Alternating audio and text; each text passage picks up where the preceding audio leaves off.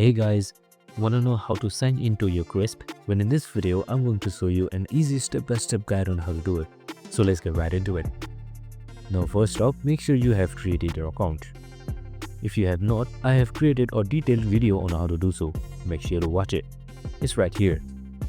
So now, open your favorite browser and then just simply type in Krisp AI.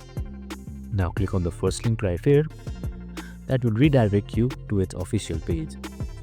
How to sign in? On the top right corner right here, you can simply see the sign in button. Click on it. Now you will be redirected to the login page. You can sign in via various means. You can either do it with Google, Microsoft, or your email and your company email as well. So I'll just enter my credentials right here. Simply click on sign in. And here you need to check your mail for your 6-digit code. Simply go to your Gmail account and check it. Now simply copy your verification code and then just paste it right here. And after a while, your logged in page should load. And here you have it. If you don't have Krisp downloaded, you can simply download it right here. But since I already have it, you just simply click continue without downloading.